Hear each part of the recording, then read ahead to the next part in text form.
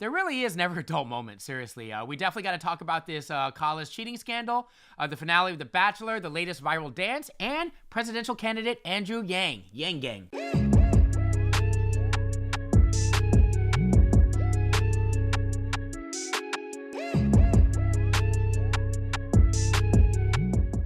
Nationwide college admissions cheating scam reportedly involving some of the country's most well-known actresses and chief executives. According to various reports now, actresses Felicity Huffman and Lori Loughlin are among those involved.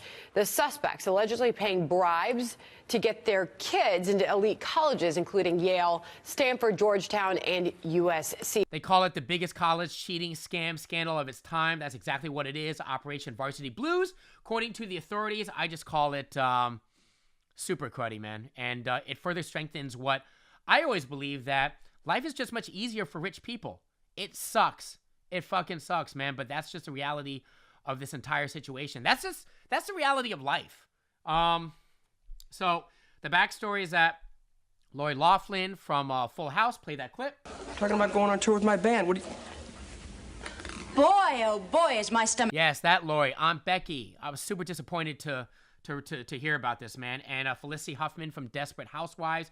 They're among 33 parents to get arrested and indicted in regard to this the situation, including Lori's husband, Massimo Giannulli. You know that Massimo, you know, the t-shirts. Anyway, 33 parents in total. Over 50 so far have been indicted as well. Basically, they're paying this one guy, William Rick Singer. As far as we know so far, I think as days goes on, we're going to hear more. But William Rick Singer is the quote-unquote mastermind behind this whole situation. He had a company in California, in SoCal actually, where basically he would counsel and prep kids. Essentially, these parents are paying him hundreds of thousands and millions of dollars to make sure their kids were doing really well in the exams. Talking about the SAT and ACT exams. He even had relationships with people at Ivy League schools to make sure they got onto teams that they shouldn't even be qualified for in the first place. For example, Lori Loughlin's kids got onto the rowing team. They don't even row. You feel me? Here's some numbers for you. This dude's getting paid $200,000 to $6.5 million. Parents are paying this to make sure their kids are getting into Stanford, yes, USC, Georgetown, and Yale. And we're just using Lori and Felicity because they're the most famous ones, right? There's tech people, there's entrepreneurs, there's CEOs right here in the Bay Area that are guilty of the situation. Some of these kids supposedly knew about it. Some of them did not. Now, my first question, make sure to comment below. Do you think these kids should be kicked out of their respective schools? Regardless if they knew about it or not, do you think they should be kicked out? And number two, comment below as well. Like, what are your thoughts on this? I mean, aside from being cruddy as hell, what does this tell people what does this tell poor people?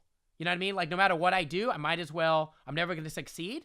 You know what I mean? It's just super, like, demoralizing. You know what I mean? It's like a race. When you're rich, you already have a 500-foot, like, head start. You have an extremely huge advantage. When you're poor, you're disadvantaged, man. You can't even start life at the start line. You know what I mean? And I'm looking at some of these, some of the media that's talking about the situation, and including E! News, man. This one dude, who I have no idea who he is, said the stupidest thing I have ever heard in my entire life. Play that clip. Because I don't know what I would do for my kid. And I think I would look at the law and say, you know what? I'm going to risk it to make my daughter happy and make her dreams come true, because I know what a good education could do for someone. Right. I know the leg up it gives you in life. So for Lori Loughlin and Felicity Huffman and all the other names on that list, I look at that and I say, yeah, it was kind of wrong. Be real with me. Is that not the stupidest thing you've ever heard? This dude is basically validating the fact that these parents are paying this dude off, William Singer, to make sure their kids are getting into schools that they did not deserve to get into in the first place. He's saying it's okay. That made me super mad. And then Lori Loughlin's kid, Olivia Jade, she's on social media. This is in the past, but still it kind of goes to show how serious she's taking this. Check it out. I don't know how much of school I'm going to attend, but I'm going to go in and talk to my deans and everyone and hope that I can try and balance it all. But I do want the experience of, like, game days, partying, I don't really care about school, as you guys all know. If that's not privilege to the nth degree, I don't know what is, man. She's Olivia Jade is a major influencer on social media. She's got 1.5 million followers. So life is already made for her. It's kind of like the Kardashians, man. Life is already made for certain people. So why make life more difficult from somebody else? You know what I mean? Let that other person that worked their ass off to get into an Ivy League school, let them into that school. You know what I'm saying? And by the way, do you think that Lloyd Laughlin and Felicity, you think these people are going to actually do jail time?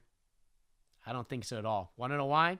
Money. They're going to be able to afford to pay for the most expensive representation, the most expensive legal team.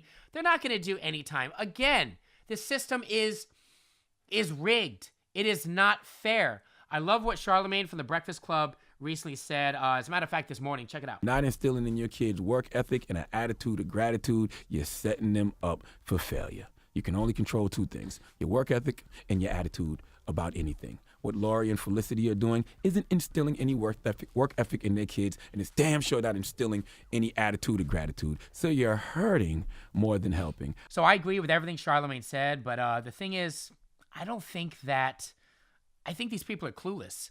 You know what I mean? They're conditioned to a way of life that most people are not used to, including you and I, right? So at the end of the day, I only think they regret getting caught, but they're going to be fine. They're going to most likely live their life, easy breezy. They're going to, live a very wealthy lifestyle because they come from money. And, it's really unfortunate. I don't even know that there's an answer to this. I don't think there's a solution. Maybe time, awareness, more conversations like this, but, love to get your thoughts, man. Make sure to comment below. So the Bachelor finale recently ended, and Colton, of course, fought for Cassie. And he basically went to Cassie and said, listen, I'm willing to fight for you. I'm willing to do whatever it takes. I know you don't love me the way I love you right now, but hopefully we will get there. And here's what's hilarious to me. So she's like all teary-eyed. She's like, I don't know, blah, blah, blah. And, you fast forward. He goes, well, you know what? Why don't we go to Spain? My parents are there. It'll be good for us. She's like, okay, I'll go to Spain. And they go to Spain. And over the course of a couple days, a week, it seems like all of a sudden she turned 180 and now she's in love with Colton. I didn't really get that. Was it because she got a free trip to Spain, or she just needed a week of romance with Colton to figure out that I really do love you, Colton? And here's another thing. He revealed that he moved to Los Angeles to be closer to her. It seems like to me from the outside looking in that he's doing all these things for her, like, Cassie, I love you. I'm going to do everything for you. Do you think, and make sure to comment below, do you think that he's making it too easy for her? Like, have you ever been in a relationship where your partner did everything for you and just made things too easy, and it kind of made the relationship boring? That's just how I feel. And in case you didn't hear who the next Bachelorette's going to be,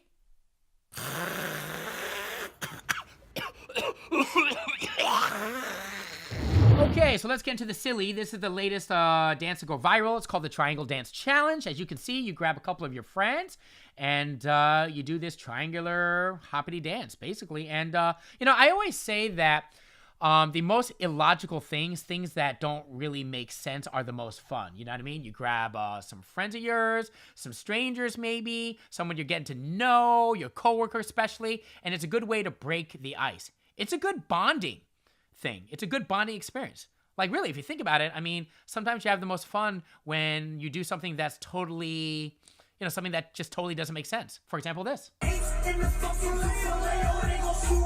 So if you were to make up your own dance, what would your dance be like? What would you call it? Maybe you're doing a dance right now. You're like, yo, I got this. I got one too. Remarkably, the political figure who is making the most sense on this subject, who has thought about it most deeply, is a Democrat who is running for president. He's Andrew Yang. So I'm not political in any way, shape, or form. I'm never going to pretend to be that, but this dude definitely makes sense to me. Like you can see, his name is Andrew Yang. He's running for the 2020 presidency. He's a businessman, entrepreneur by trade, and he's taking a different route. Basically, he's saying that, and this is a fact actually, that in the next 10 years, the workforce is going to be replaced by AI, robotics, technology, specifically retail and truck drivers. So can you imagine someone that drives a truck being replaced by a robot? Now, they're doing that because it saves the country money at the end of the day. Saves energy, money, gas, everything. Saves from accidents. So I kind of get all that. But at the end of the day, what about the people that are left without work. Now, some people are saying, and again, I may be wrong. If I am, feel free to comment below. I want you to comment below anyway your thoughts. But some people are saying, well, you know what? We can train them to be coders. We can train, the people that work at the diners and the restaurants and whatnot to be coders and to be software engineers. I mean, let's be honest. Like, for example, me, I'm never going to be a coder. I don't have that type of brain, nor do I want to be. You know what I mean? I wasn't born for that. Do you think that a truck driver is going to be a successful coder? I mean, chances are no. And he even says that, and he's right. So what's going to happen to them? That's the question, and it is a concern. And I like the fact that he says, listen, I don't have the answers. I can't give you a definitive solution, but we gotta start having that conversation now. So what exactly is the universal basic income? The universal basic income is a policy where everyone in a society gets a certain amount of money, free and clear, to do whatever they want, no questions asked. Can I ask you this? If you make a decent amount of money, then you don't get that universal basic income, or do you get that in addition to what you make? Oh, you get it in addition to what you make. This is a right of citizenship. It has nothing to do with your income, employment status. Everyone gets it. So you heard that right. Basically, anyone over the age of 18, he's proposing is going to get $1,000 a month till like you're 64, 65, right? And it's not to replace your job. It's like basically, it's like a dividend. Imagine the country as a stock. Imagine the country is like Apple, and all of us are like stakeholders. We're getting a piece of it. That's essentially what this is. It's like hey, thank you for being a citizen of the United States of America. That's kind of how I took it. And I mean, he's right. If you get $1,000, you're probably going to spend it in your local neighborhoods. It's going to go back to the economy, right? And he's right. I mean, I think that morale would be a little higher because, I mean, I'm not trying to get like overly negative on you or half glass empty, but I mean, the realistic fact is that a lot of these workers in factories, when their jobs got replaced the past couple of years, they, found themselves drinking and committing suicide. And you don't think that's going to increase when you're in these situations of desperation? So that's kind of what he's saying. Here's one thing, though, that he proposes taxes to go to 10%, right? Now, the good thing is that I believe that's everyone. So that includes the big giants like Amazon and all these other big companies. They pay 10% because right now, I don't think they paid anything based off the way the system is. He's right. It's a flawed system at the end of the day. So if they pay 10%, I mean, can you imagine? I mean, Amazon's, a $1 billion company, whatever it is. So anyway, I think he has some good things to say. Am I biased because he's Asian American? Yeah, I am. So what? But I also think that he makes sense with everything he's saying. He also believes that everyone should get universal health care, which I think would alleviate a lot of the issues we're having. And call me crazy, but I originally was a big fan of Bernie. I still am a fan. He spoke to me emotionally, but the only thing that worried me about Bernie is the fact that he's so old. And I feel bad saying that, but I don't even think that anyone in the media brought up age. Dude, this kid, or this dude, Andrew Yang, you're not going to believe this. He's 44 years old. And here's proof that this dude thinks differently. Play that clip. I would call it Revenue Day. I would have it so that AI tries to pre-fill out your taxes for you. So if you have very simple taxes that are based upon the same info, it just gets spit out for you. And then you'd get a video showing where your money's going, government employees thanking you. And then you can choose where to send the last 1% of your money, being like, you know what, I really want to fund these programs. And then there'd be someone from that program being like, well, thank you for choosing this program. Then you'd get Oprah and Tom Hanks and The Rock in on this video.